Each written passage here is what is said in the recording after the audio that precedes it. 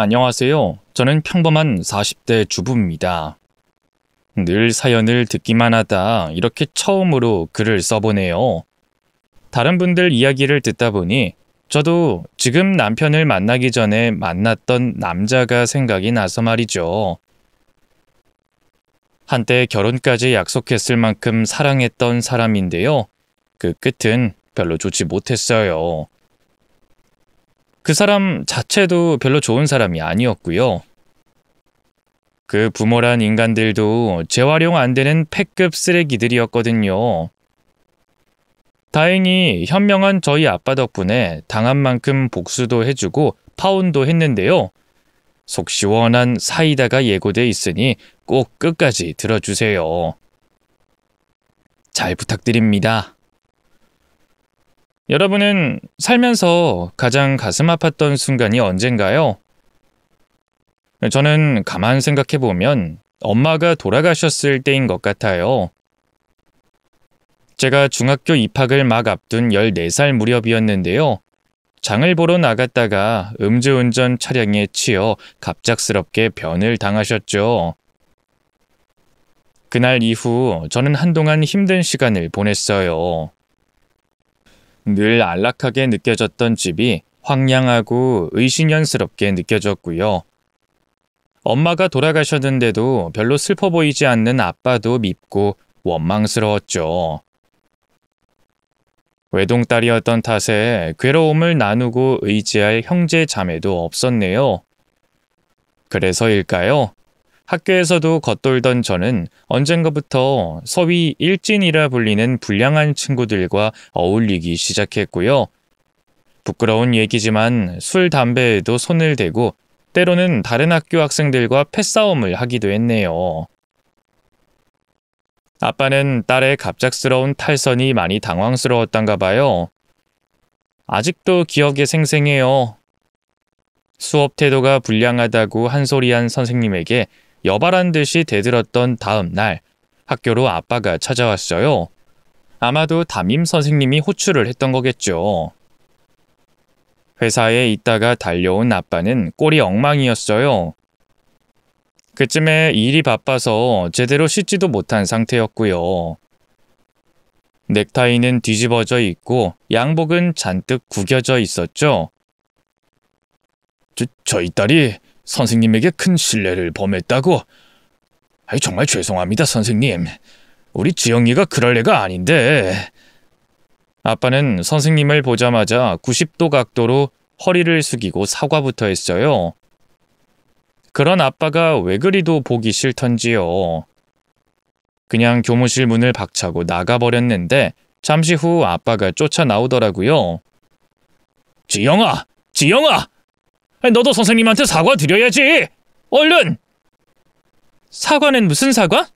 내가 뭘 잘못했는데? 뭐? 인석이 정말 어디서 배운 버리장머리야? 아빠가 너 그렇게 가르쳤어? 제 대거리에 아빠도 화가 나셨나 봐요. 갑자기 언성을 높이시더군요. 그 모습을 보자 속에서 더욱더 열이 뻗쳐오르대요.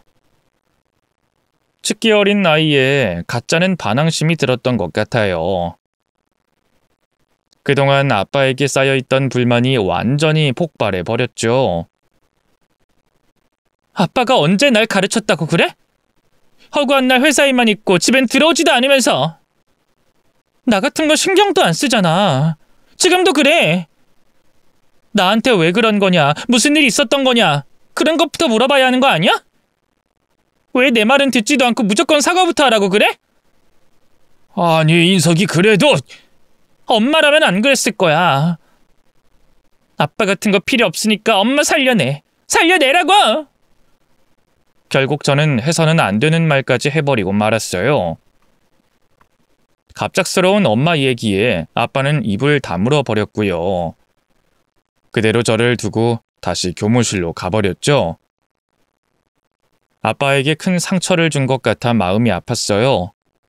한편으로는 여전히 원망스러운 감정도 들었죠. 엄마가 죽었는데 눈물 한 방울 안 흘리던 아빠. 허구한 날 일을 핑계로 혼자가 된 딸을 내버려 두는 아빠. 혹시 다른 여자를 만나는 건 아닐까 하는 의심까지 들었네요. 그 뒤로도 제 탈선은 계속됐어요. 아빠는 때로는 야단치고 때로는 용돈으로 달래도 보면서 어떻게든 저를 바로잡으려고 했지만 별 효과는 없었죠. 오히려 부녀 사이는 나날이 멀어지기만 할 뿐이었네요. 그러다 하루는 제가 다른 학교 학생들과 시비가 붙었는데요. 감정이 격해지면서 몸싸움까지 벌어지자 누군가 신고를 한 모양이에요. 112가 출동해 결국 경찰서로 잡혀가고 말았죠. 경찰에 연락을 받고 또다시 달려온 아빠는 그야말로 혼비백산한 표정이었어요. 하얗게 질린 얼굴로 사방을 두리번거리다 저를 발견하고는 갑자기 뺨을 올려붙이더군요. 지영이 너 도대체 언제까지 이럴 거야? 기집애가 벌써부터 경찰서를 들락날락거리면 나중에 커서 뭐가 되려고 그래? 아빠한테 맞은 건 그때가 처음이었어요.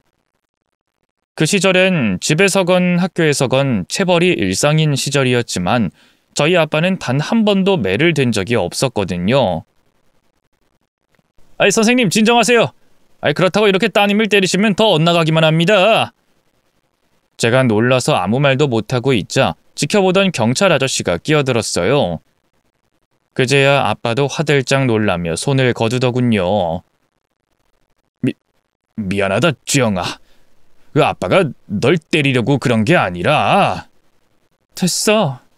아빠 같은 거 꼴도 보기 싫어. 제 차가운 대답에 순식간에 경찰서 분위기가 냉각됐어요. 조사를 마치고 아빠 차에 올라타 집에 오는 그 순간까지도 저는 아무 말도 하지 않았죠. 아빠가 저를 때린 게 충격이기도 했고요. 경찰서까지 잡혀간 모습을 보인 게 부끄럽기도 해서 뭐라고 말해야 할지 모르겠더라고요. 잘못했다, 죄송하다는 말이면 됐을 텐데 그땐 너무 어린 나이였으니까요. 집에 도착하자마자 도망치듯 제 방으로 들어갔어요. 방문이 닫히기 전 아빠가 지영아, 아까 아빠가 때린 건 미안하다 하고 사과했지만 저는 아무 말도 하지 않았죠. 하지만 저라고 아무렇지도 않은 건 아니었어요. 복잡한 마음에 뜬 눈으로 밤을 새우다시피 했는데요. 새벽에 목이 너무 말라서 살그머니 거실로 나갔는데 웬걸 거기서 너무나 충격적인 광경을 목격하고 말았어요. 어디선가 이상한 소리가 나서 살그머니 옷방으로 가봤는데 활짝 열린 장롱 앞에서 아빠가 숨죽인 채 울고 있더군요. 장롱 칸막이 위엔 활짝 웃는 엄마의 사진이 놓여져 있었어요. 아빠가 저 모르게 거기에 엄마 사진을 둔 것 같더라고요. 여보, 미안해. 당신 앞에서 약한 소리 안 하려고 했는데 나 혼자서 우리 지영이를 키우는 게 역부족인가 봐. 보고 싶어. 맘 같아선 나도 당신 따라가고 싶다고. 왜 그렇게 일찍 떠나버린 거야? 왜? 아빠는 엄마의 사진 앞에서 아이처럼 엉엉 울음을 터뜨렸어요. 늘 바위처럼 단단해 보였던 아빠가 우는 모습을 본 건 그때가 처음이었죠. 스스로가 너무 한심하고 바보 같았어요. 아빠라고 슬프지 않을 리가 없는데, 아니, 어쩌면 아빠가 더 힘들고 외로웠을 수 있는데 바보 같은 저는 저 혼자만의 슬픔에 취해 아빠의 슬픔은 보려고 하지 않았던 거예요.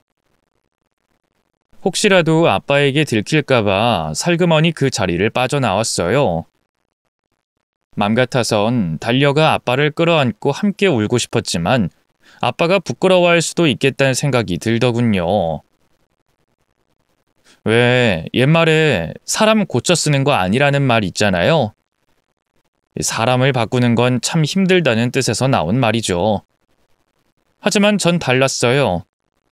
그날을 기점으로 완전히 다른 사람이 됐죠. 우선 어울리던 불량한 친구들과 인연을 싹 끊고요. 늦게나마 공부에도 매진했어요. 동급생들은 물론 선생님까지도 제 변화에 어리둥절해했죠. 아빠에게도 좀 더 잘하려고 노력했어요. 아빠가 올 때까지 기다렸다가 다녀오셨어요 인사도 하고요. 가사도우미 아주머니가 만들어준 반찬으로 서툴게나마 상을 차려 함께 저녁을 먹기도 했죠. 처음엔 얼떨떨해하던 아빠도 그런 저를 보고 뭔가 느꼈던가 봐요. 언젠가부터 일이 아무리 많아도 저녁은 꼭 집에서 드셨네요. 식구의 식이 먹을 식 한자를 쓴다는 거 알고 계셨나요? 그게 괜히 그런 게 아니더라고요. 확실히 매일 같이 저녁을 먹으니 조금씩 대화도 하게 되고요. 쌓여있던 앙금도 느리게나마 녹기 시작했어요. 하루는 아빠가 밥을 먹다 말고 제게 그러더군요. 지영아, 요즘 학교에선 별일 없니? 오늘은 뭐 했어? 아빠가 제 일상에 관해 물어보시는 건 정말로 오랜만이었어요. 엄마가 돌아가시고 거의 처음인 것 같더군요. 아빠도 서툴게나마 노력하고 있다는 생각에 울컥하더라고요. 하지만 애써 내색하지 않고 입을 열었네요. 별일 없었어. 아, 급식으로 돈가스 나와서 엄청 먹었거든? 근데 그 뒤에 바로 체육이라 달리기 힘들었어. 녀석도 참. 아이, 돈가스가 그렇게 맛있었어? 나 돈가스 좋아하잖아. 아이, 그럼 알지. 우리 이번 주말에 돈가스 먹으러 갈까? 지영이 너 좋아하는 그 경양식 집으로. 정말? 응, 좋아. 그 뒤로 저희 부녀 사이는 점점 회복됐어요. 때때로 엄마의 빈자리 때문에 가슴이 아프기도 했지만 그만큼 서로를 의지하면서 더 사이좋게 지냈죠. 아빠는 가끔 우리 딸 시집 보내고 나면 쓸쓸해서 어떡하냐고 농담을 하셨는데요. 그때마다 저는 결혼 안 할 거라고 했어요. 그냥 아빠를 위해 이빨린 말을 한 게 아니라 정말 남자한텐 손톱만큼도 관심이 없었거든요. 그땐 정말 꿈에도 몰랐어요. 제 앞에 운명처럼 백마탄 왕자님이 나타날 줄은 말이죠. 그 사람을 처음 만난 건 제 나이 27살 때였어요. 당시 전 작은 문구회사를 다니다 적성에 안 맞아 물류회사로 막 자리를 옮긴 상태였는데요. 그 사람은 물류회사와 거래하는 대기업 직원이었죠. 달에 한 번씩 그 사람이 납품 점검차 저희 회사로 왔어요. 그 사람과 업무적으로 부딪힐 일은 없었지만 손님들 다과 대접은 막내인 제 담당이었죠. 그래서 그 사람이 올 때마다 커피를 끓이고 간단한 과자를 같이 내갔는데요. 하루는 그 사람이 왔는데 낯빛이 창백하고 얼굴이 퀭한 게 아파 보이더라고요. 그래서 물어보니 일이 많아서 밤을 샜다고 하더군요. 밤샌 사람한테 커피는 아니다 싶어서 따뜻한 율무차를 내갔어요. 변변한 식사도 못한 눈치라 제가 먹으려고 사뒀던 떡도 조금 가져갔죠. 평소처럼 감사합니다 인사하려던 그 사람이 쟁반을 보고는 멈칫하더군요. 이건... 율무차랑 떡이에요. 밤새셨는데 커피랑 과자 같은 건 안 좋을 것 같아서. 와, 감사합니다. 저 떡 진짜 좋아하는데. 잘 먹을게요. 좋아하신다니 다행이네요. 원래 저 먹으려고 요 시장 앞에서 사온 거거든요. 거기 떡 진짜 맛있으니까 한번 드셔보세요. 제 말에 그 사람이 거듭 고맙다고 인사했어요. 저는 별것도 아니라면서 손살에 치고는 다시 제자리로 돌아가 일을 봤죠. 그렇게 평소와 다름없는 하루가 지나가는가 했는데 그 사람이 떠나기 전에 갑자기 저를 따로 불러내 그러더라고요. 혹시 이번 주말에 시간 괜찮으시면 밥이나 함께 하실래요? 지영씨 먹을 떡을 제가 뺏어먹은 셈이니 그 빚 갚아야죠. 저는 그러실 필요 없다고 극구 사양했어요. 하지만 그 사람은 꽤나 완고했죠. 결국 어쩔 수 없이 주말에 만나 같이 밥을 먹었는데요. 다 먹고 후식이 나올 때쯤 그 사람이 뜬금없이 한번 만나보자는 말을 하더군요. 생각지도 못한 말에 얼마나 놀랐는지 하마터면 마시고 있던 커피를 뿜을 뻔했다니까요. 네?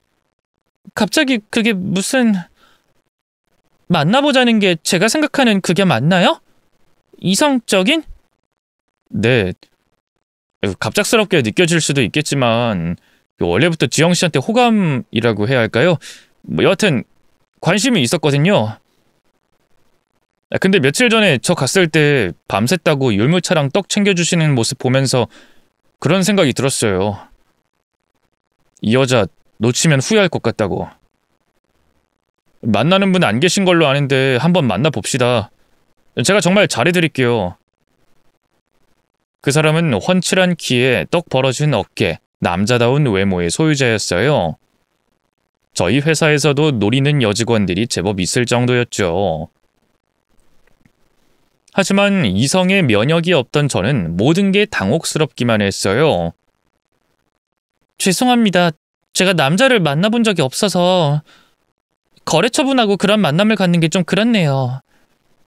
오늘 말은 안 들은 걸로 할게요. 저 생각보다 괜찮은 남자입니다. 만나보시면 정말 후회하지 않으실 거예요. 영철 대리님이 별로라는 게 아니라 그냥 제가 그런 이성적인 만남에 면역이 없어서요. 죄송해요. 그럼 딱 3번만. 3번만 만나봅시다. 그 후에도 제가 부담스럽기만 하고 별로라면 더는 귀찮게 안 할 테니 어때요?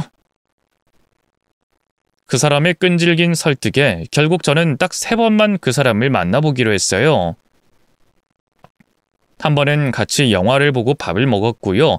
2번째로 봤을 땐 동물원에 가서 구경도 하고 김밥도 먹었죠. 그리고 3번째엔 근사한 레스토랑에 가서 저녁을 먹었는데요. 창밖으로 펼쳐지는 눈부신 야경에 혹해 있을 때쯤 그 사람이 갑자기 저한테 무언가를 내밀더군요. 별처럼 반짝반짝 빛나는 보석이 박힌 목걸이였어요.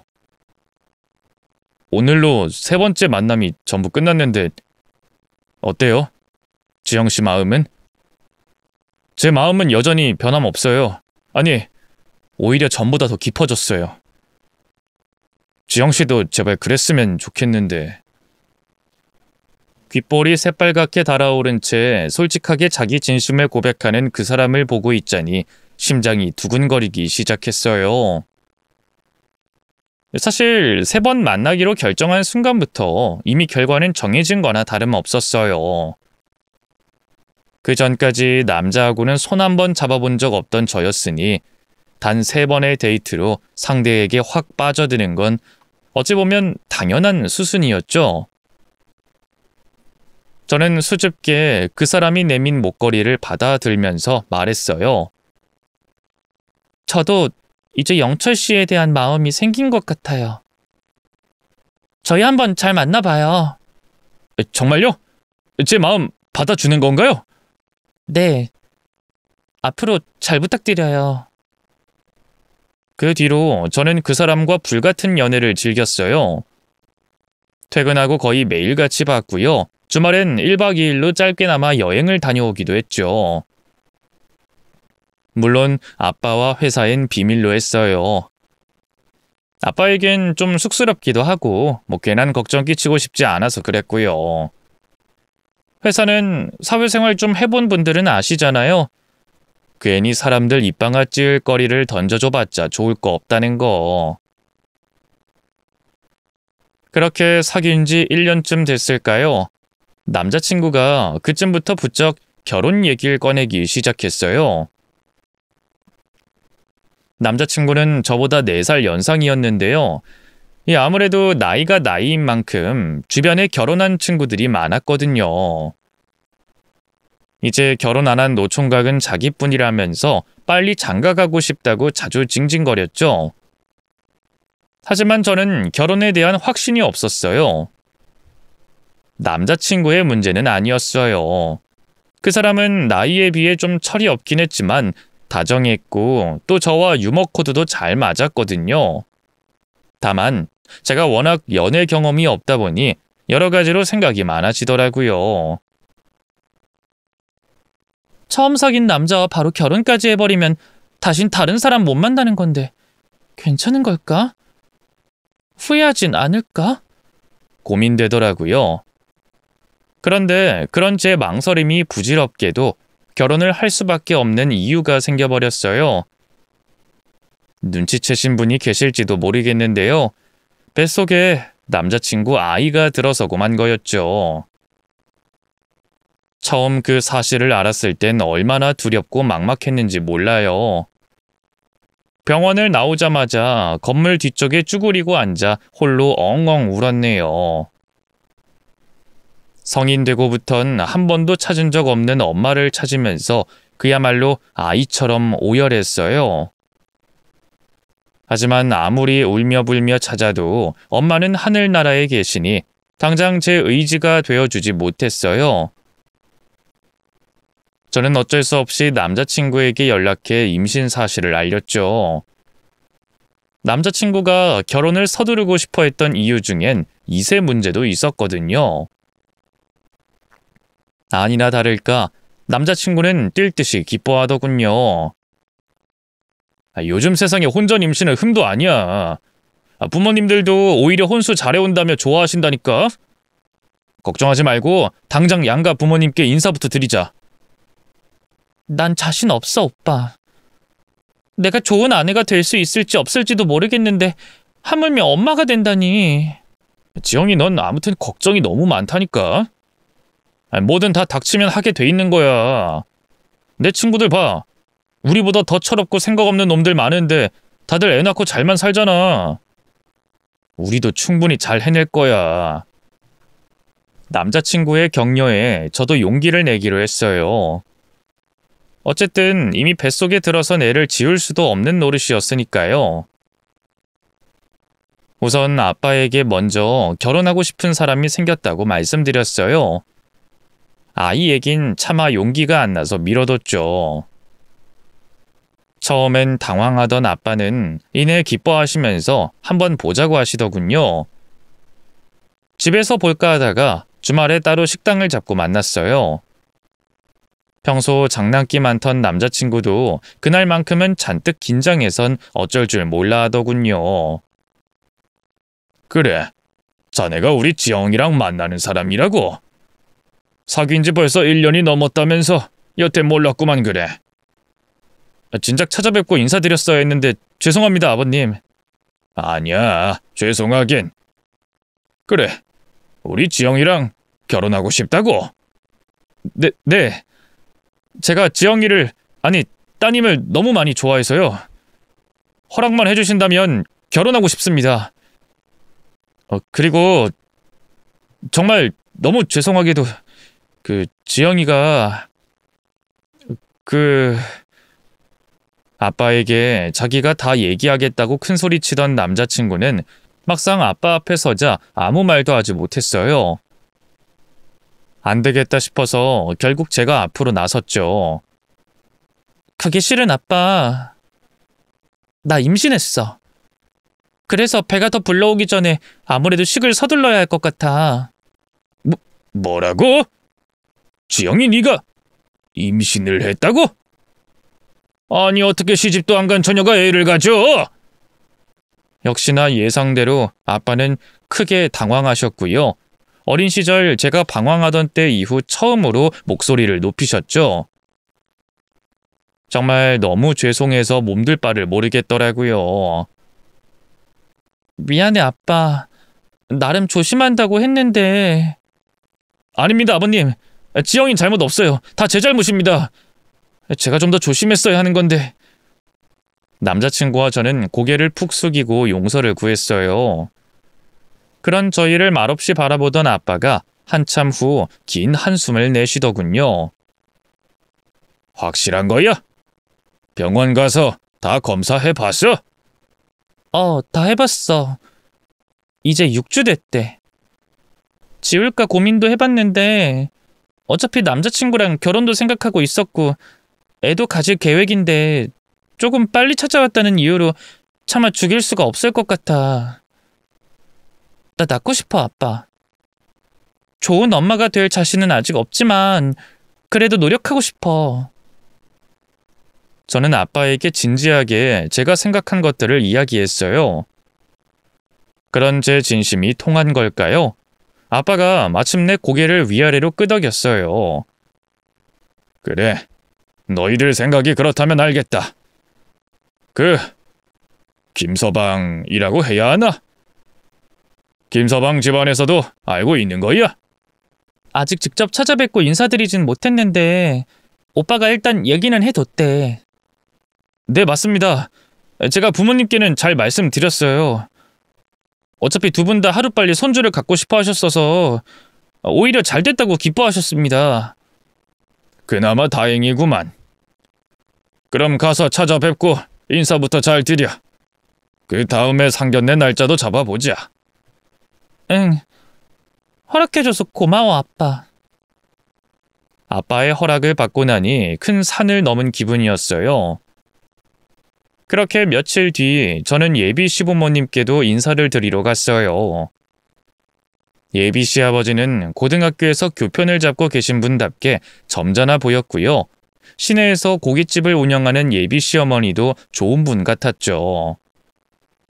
그런데 나름 즐거운 분위기 속에서 밥과 후식을 먹고 난 뒤 뜻밖의 문제가 생겼어요.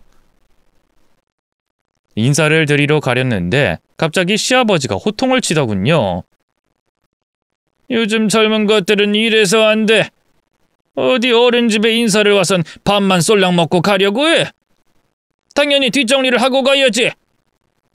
뜻밖의 얘기에 얼마나 당황했는지 몰라요.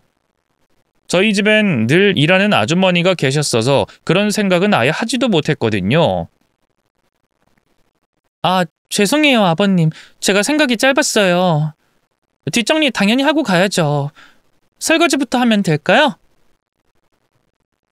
임자가 좀 알려줘. 결혼하면 가르칠 게 아주 산더미겠구먼.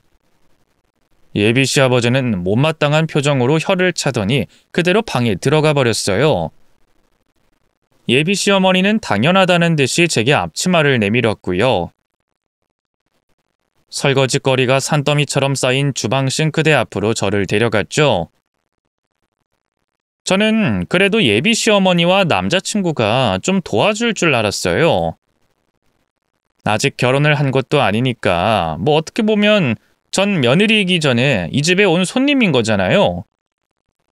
또 임신 초기라서 몸을 조심해야 할 때이기도 했고요. 하지만 웬걸 예비 시어머니는 제게 고무장갑을 주더니 고생해라 한마디만 남기고 거실에서 텔레비전을 보기 시작했고요. 남자친구도 그 옆에 앉아 자기 엄마와 수다만 떨더군요. 집에서도 물 한 방울 묻혀본 적 없는 저인데 쌓인 그릇이 어찌나 많은지 설거지하는 데만 장장 3시간이 넘게 걸렸어요. 고무장갑을 벗어놓고 거실로 나왔을 때 두 다리는 퉁퉁 부어 있었고요. 밑이 빠질 것처럼 아팠죠. 어머님, 저 설거지 다 했어요. 이제 그만 가봐야 할 것 같은데. 그래, 고생했다. 오늘은 이만 가버렴. 그 말이 참 무섭더라고요. 시킬 게 아직 많지만 나중에 두고 보자는 말처럼 들려서 말이죠. 그대로 힘없이 현관을 나서는데 남자친구가 옷을 챙겨 입고 나오더군요. 자기가 데려다 주겠다면서 말이죠. 집으로 가는 차 안에서 저는 남자친구에게 따졌어요. 어떻게 임신한 여자친구에게 그렇게 어마어마한 설거지를 다 떠넘길 수 있냐고 말이죠. 남자친구는 억울하다는 듯이 항변하더군요. 아니, 설거지가 그렇게 많은 줄 난 몰랐지. 날 부르지 그랬어. 어머님이 떡하니 오빠 옆에 있는데 어떻게 불러? 오빠가 눈치껏 내가 주방에서 안 나오면 한번 들여다봤어야지. 우리 엄마 눈치 볼 거였으면 내가 애초에 도와주지도 못하지. 그래서 지금 오빠가 잘했다는 거야? 내가 언제 잘했대? 화내지 마, 지영아. 대한민국 며느리들 다 그러고 살아. 그래서 나도 앞으로 그렇게 살라는 거야? 내가 오빠네 집 부엌대기 되려고 결혼하려는 건 줄 알아? 안 되겠어. 우리 이 결혼 다시 생각해보자. 설마 제가 그런 말까지 할 줄은 몰랐던가 봐요. 남자친구는 당황해선 차까지 세우더군요. 뭐? 그게 무슨 말이야? 이미 애도 들어섰는데 무슨 결혼을 다시 생각해? 차라리 혼자 낳아서 키우고 말지. 아버님도 그렇고 어머님도 그렇고 좀 너무하다 싶어. 난 아직 며느리이기 전에 손님인데 게다가 임산부고. 뭐 100번 양보해서 어른들 고지식해서 다 그렇다고 쳐. 그럼 오빠라도 중간에서 잘 나서줘야 하는 거잖아.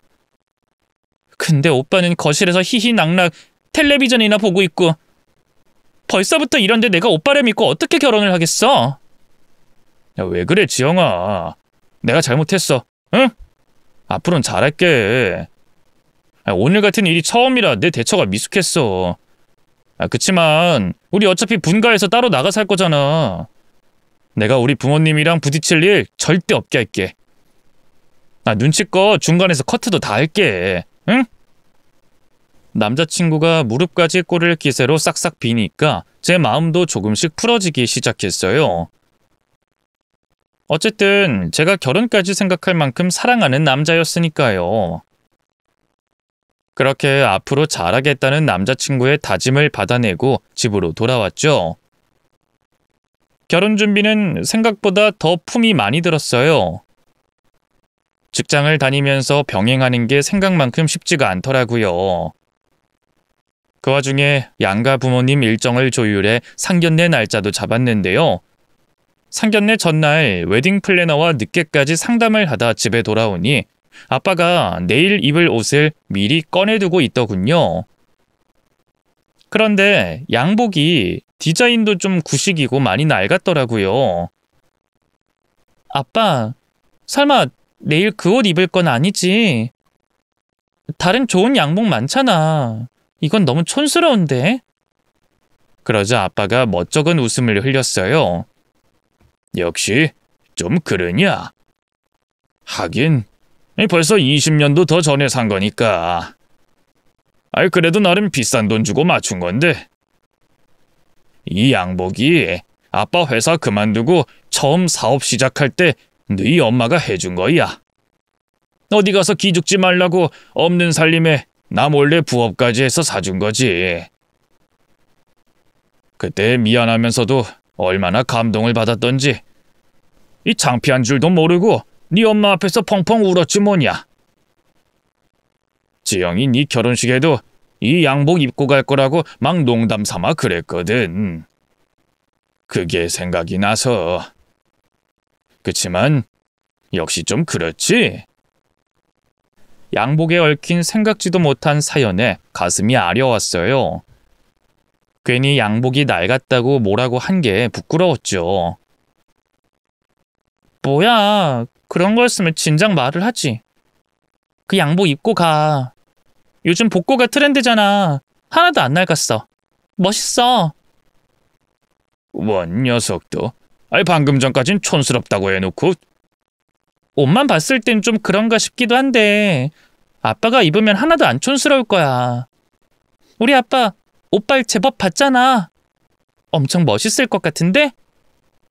아빠가 옷빨이 좀 봤긴 하지. 그럼 아빠 내일 상견례 때 이거 정말 입고 가도 되냐? 이 양복 입고 가면 너희 엄마도 같이 가는 것 같은 기분에 좀 든든할 것 같은데. 당연히 되지. 양복이 좀 촌스럽긴 해도 비싼 돈 주고 맞춘 거라 그런지 고급스럽기는 했어요. 무엇보다 엄마가 해준 양복이라는 의미가 있어서 저도 아빠가 입어줬으면 했네요. 그땐 정말 꿈에도 몰랐어요. 그 양복이 저희 부녀의 인생을 구원하게 될 줄은 말이죠. 다음 날 약속 시간에 맞춰 아빠와 함께 집을 나섰어요. 상견례를 하기로 한 식당에 도착해 룸으로 안내받았는데요. 잠시 후 남자친구도 도착했는데 웬걸 예비 시어머니만 모시고 왔더군요. 아버님은 같이 안 왔어? 그 아빠가 오전에 급한 일이 생겨서 잠깐 외출했거든. 아직 마무리가 안 됐는지 한 20분 정도 늦으실 것 같다네. 우리 먼저 먹고 있으래. 다른 날도 아니고 상견례 날에 늦다니 기분이 좀 상했어요. 저희 집안을 무시하는 것 같아서 말이죠. 하지만 마음 넓은 아빠는 대수롭지 않게 여기는 듯 했어요. 오히려 무슨 급한 일이냐고 걱정까지 해주더군요. 그렇게 예비 시아버지가 없는 자리에서 저희 넷이 먼저 인사를 나누고 식사를 시작했는데요. 저희 아빠를 유심히 보던 예비 시어머니가 뜬금없는 질문을 던지더군요. 좀 낯이 익은 것 같은데 혹시 우리가 어디서 따로 본 적이 있나요? 글쎄요, 사부인. 가까이 사니까 오며 가며 스친 적이 있을지도요. 아유, 그런가? 정말로 낯이 익어요, 사돈. 제가 좀 흔한 인상이긴 합니다. 그렇게 예비 시아버지가 없는 상태로 얼마나 사담을 나눴을까요? 20분 정도 늦는다던 예비 시아버지는 무려 1시간이 지나고서야 모습을 드러냈어요. 룸 예약 시간이 정해져 있었기 때문에 식당에 양해를 구하고 따로 추가 비용을 지불해야 했네요. 뒤에 예약이 없었기에 망정이지 하마터면 상견례를 망칠 뻔했지 뭐예요. 그런데도 예비 시아버지는 미안하다는 말 한마디 없이 뻔뻔하게 자리에 앉았어요. 남자친구가 민망했는지 그런 예비 시아버지에게 한마디 하더군요. 아버지, 금방 오신다더니 왜 이렇게 오래 걸리셨어요? 미안. 칠석이 그 자식이 놔줘야 말이지. 그러게 실력도 안 되는 게 뭔 놈의 골프를 그렇게 자꾸 치자고. 예비 시아버지의 말에 저와 아빠의 눈이 동시에 커졌어요. 골프요? 설마 아버님 지금 친구분들하고 골프 치고 오신 거예요? 급한 일이라더니. 저도 모르게 예비 시아버지를 향해 입을 열었어요. 도저히 믿겨지지가 않아서 말이죠. 그러자 예비 시아버지는 미안해하는 기색도 없이 뻔뻔하게 고개를 끄덕이더군요. 원래 이게 선약이었다. 낸들 너랑 우리 아들이 갑자기 임신해서 이렇게 부랴부랴 식을 올리겠다며 난리 부르스를 출 줄 알았겠냐? 미리 말씀을 해주셨으면 상견례 날짜를 조정해 봤을 텐데요. 귀찮게 뭘 또 조정해. 사람들한테 흉 안 잡히려면 너 배 더 부르기 전에 후딱씩 올려야 되는 건데. 나도 이렇게 늦어질 줄 몰랐어. 됐으니까 나 밥 좀 먹자. 예비 시아버지는 오히려 본인이 더 투덜거리면서 수저를 들었어요. 오늘 한 끼도 못 먹었다고 배고프다면서 말이죠. 그러다 뒤늦게 제 옆에 앉은 저희 아빠를 보고는 어색한 미소를 짓더군요. 아이고, 이거 인사가 늦었습니다, 사돈. 진짜 이렇게 늦을 줄 몰랐는데 죄송하게 됐습니다. 아닙니다. 뭐 그럴 수도 있죠. 이해해 주셔서 감사합니다. 예비 시아버지는 저희 아빠를 향해 사람 좋은 척 미소 지어 보였어요. 그러다 문득 저희 아빠 양복을 보고는 멈칫하더니 갑자기 미간을 찌푸리더군요. 그 양복이 참 많이 낡았네요. 돈 꽤나 있으실 것 같은 양반이 추레하게.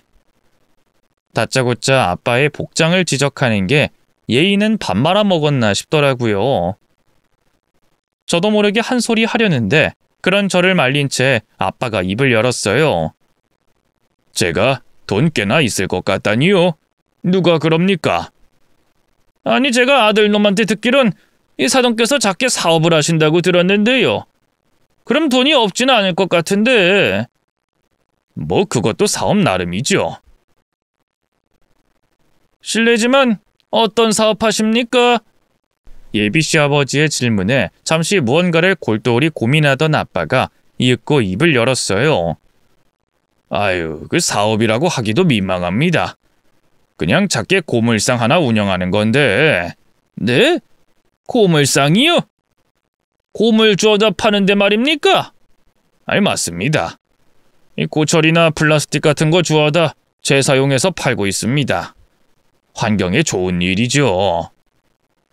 아빠의 말에 당황한 건 예비시댁 식구들뿐만이 아니었어요. 사실 아빠가 하는 사업은 정확히 말하면 리사이클링 사업이었어요.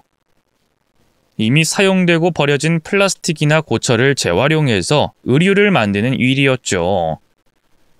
나름 1년 매출도 수십억 원을 기록하는 내실 있는 중견기업이었는데 고물상이라니. 아빠가 왜 그렇게 스스로를 낮춰서 설명하는 건지 모르겠더라고요. 그래도 아빠도 뭔가 생각이 있으니 이러시는 거겠지 싶어 잠자코 있었는데요. 그 사이 예비 시아버지가 갑자기 수저를 탁 소리나게 내려놓더니 청천벽력 같은 말을 했어요. 죄송하지만 결혼은 없던 걸로 합시다. 결혼이 뭐 애들 좋다고 시키는 소꿉장난도 아니고 엄연히 집안 대 집안의 큰일인데 고물상이라니 참나 이거야 원. 집안끼리 급이 안 맞아도 너무 안 맞네요. 그 말에 정말 얼마나 당황했는지 몰라요. 제가 더 충격받은 건 예비 시어머니는 물론 남자친구도 그런 예비 시아버지의 말에 반기를 들지 않았다는 거예요. 저는 제 시선을 피하는 남자친구를 향해 입을 열었어요. 오빠 생각도 아버님이랑 똑같아? 고물상 집안 딸님이랑은 못 만나겠어? 아니, 그런 건 아닌데 일단 아버지가 이렇게까지 말씀하시니까 고민을 좀 해봐야겠네. 그 우유부단한 말에 기가 막히고 코가 막히더군요.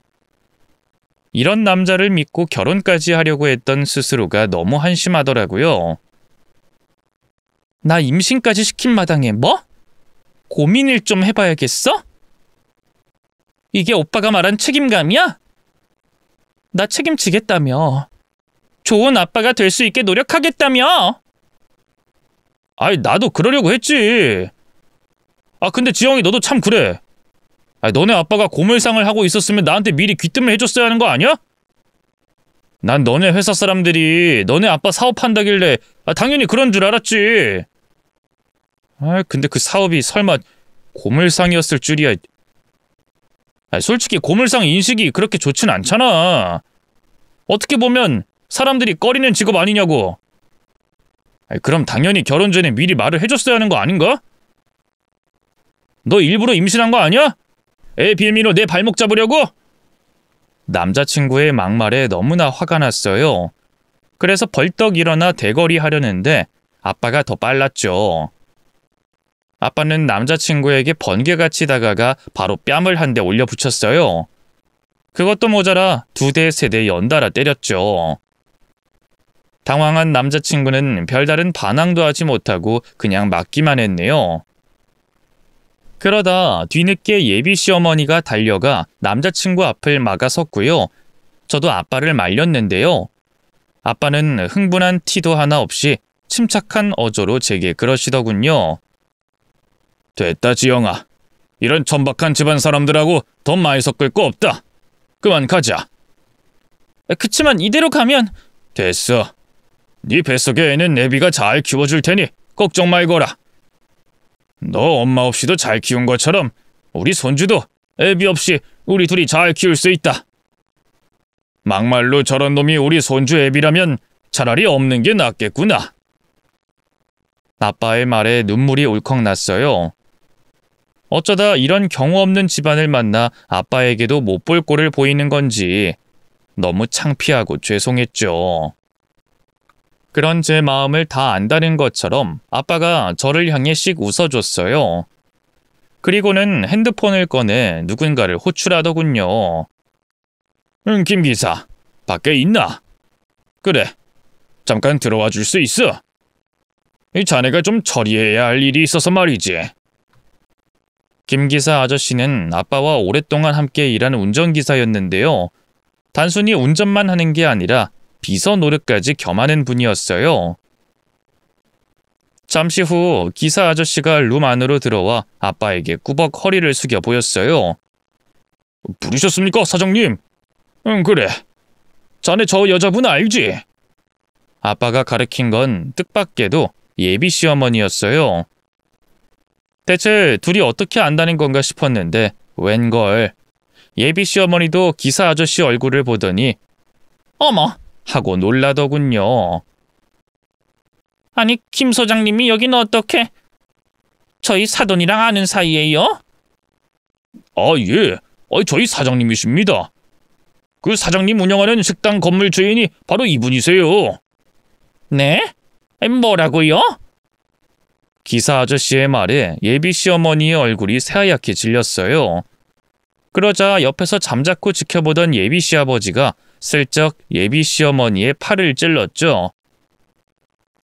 임자, 이게 대체 무슨 상황이야? 설명을 좀 해봐. 우리 고깃집 있잖아요. 그게 얼마 전에 건물주가 바뀌었거든요. 마침 계약 기간도 끝나서 다시 재계약을 해야 돼서 이 김 소장님하고 얘기를 하고 있었어요. 이분이 중간 관리자라고 해서. 뭐? 그럼 그 바뀐 건물주라는 사람이 사돈이란 말이야? 예비 시부모님은 물론 남자친구까지 입을 떡 벌린 채 저희 아빠를 바라봤어요. 그러거나 말거나 저희 아빠는 태연하게 옷을 챙겨 입고 떠날 채비를 했죠. 맞습니다. 제가 사부인이 한다는 그 가게 건물을 얼마 전에 인수했습니다. 건물 확인차 몇 번 방문을 했었는데 이 사부인이 그때 절 보신 모양이에요. 아까 낯이 익다고 하셔서 얼마나 놀랐는지 모릅니다. 서로 사돈들 사이인데 굳이 불편하게 그런 얘기 안 하고 김 기사 시켜서 재계약하려고 했는데 일이 이렇게 된 마당에 재계약은 없던 일로 해야겠네요. 서로 불편하지 않겠습니까?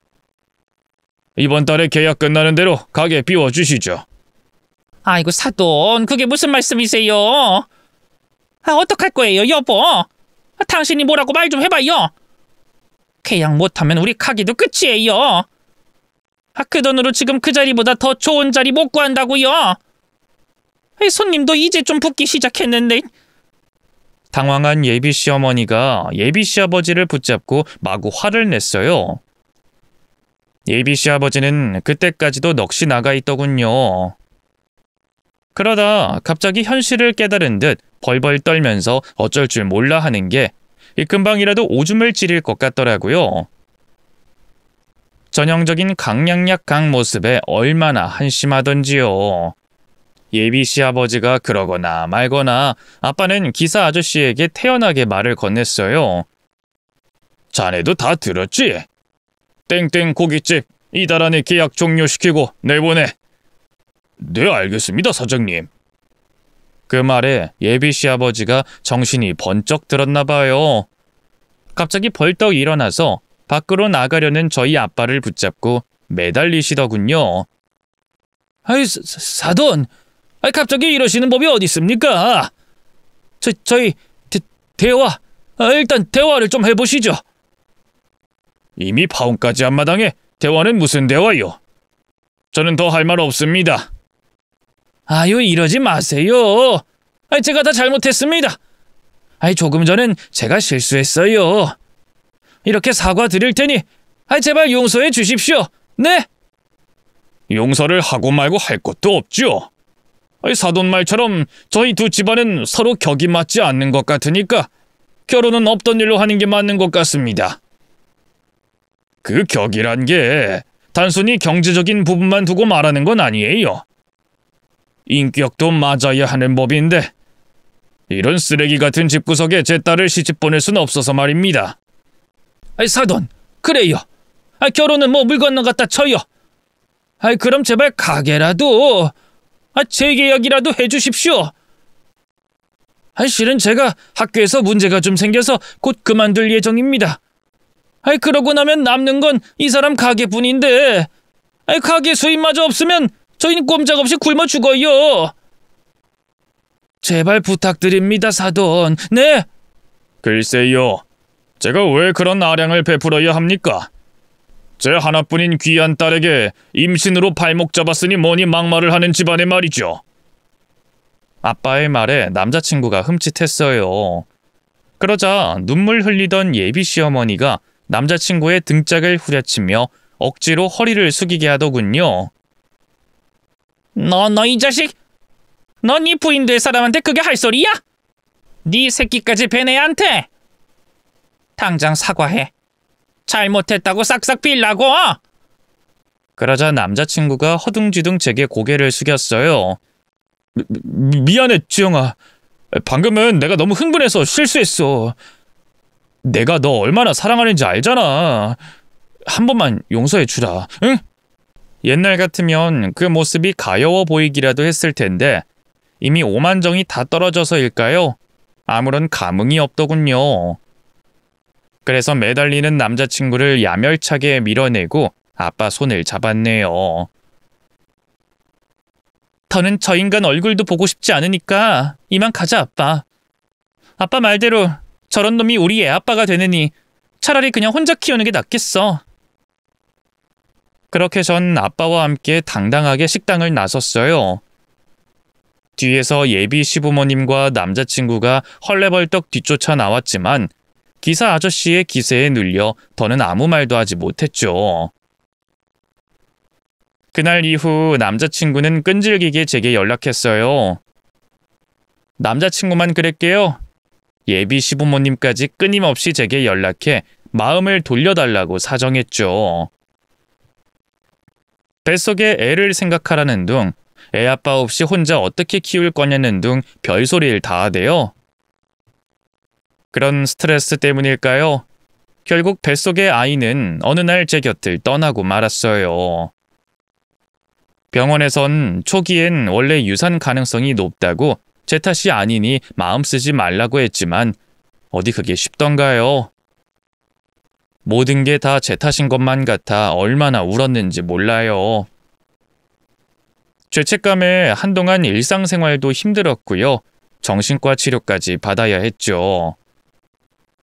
그러고 나니 남자친구를 용서하는 게 더욱더 힘들어졌어요. 저는 이렇게 힘든데 그 인간 혼자 잘 먹고 잘 살 것만 같아 너무 화가 났는데요. 그래도 인과응보라는 게 있긴 한가 봐요. 상견례 때 예비 시아버지가 곧 학교를 그만둔다고 했잖아요. 알고 보니까 술 먹고 여학생 하나를 건드려서 일이 더 커지기 전에 잘린 거더라고요. 나이도 꽤나 먹은 양반이 정말 너무 더럽지 않나요? 사건을 무마하기 위해 그 여학생 집안에 합의금 쪼로 퇴직금이며 뭐며 꽤 큰 돈을 준 모양이더군요. 그러니 더욱더 예비 시어머니의 가게 일에 예민했던 거죠. 그 뒤로도 계속 끈질기게 가게 재계약만이라도 해달라고 쫄랐거든요. 하지만 아빠는 끝내 재계약을 해주지 않고 예비 시어머니 가게를 내보냈어요. 급한 대로 다른 목 나쁜 곳으로 이전을 한 모양인데 단골 장사였는지 손님이 다 떨어져 나갔고요. 결국 1년도 안 돼 문을 닫고 말았죠. 남자친구는 갑작스럽게 백수가 된 부모를 봉양하느라 등골이 휘어져라 일했는데요. 그것도 길지 않았어요. 예비 시아버지가 자기 잘못을 무마하겠답시고 사채를 써서 주식을 했다가 쪽박을 치고 말았거든요.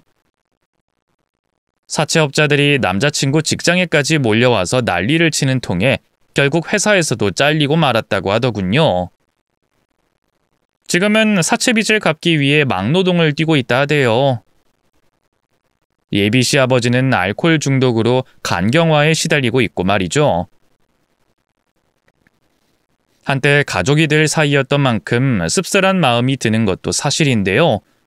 이제 남보다도 못한 사이가 된 만큼 더는 신경 쓰지 않으려고 합니다. 헤어지고 한동안 전 남자친구는 제게 끈질기게 연락했어요. 사과하고 싶다고 말이죠.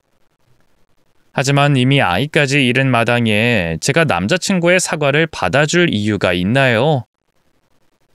예비 시아버지가 저희 아빠에게 준 모욕도 있고 말이죠. 그래서 연락처도 바꾸고요. 직장도 옮긴 채 잠수를 타버렸네요. 나중에 어떻게 알았는지 술 먹고 집 앞까지 찾아온 적도 있는데요. 바로 경찰을 부르니 꽁지가 빠져라 도망가대요. 그게 저희의 마지막 만남이었어요. 한때는 운명이라고 생각했던 남자였는데 그 끝은 비참하고 초라하기 이를 데 없었네요. 그래도 현재 저는 누구보다 행복하게 잘 살고 있어요.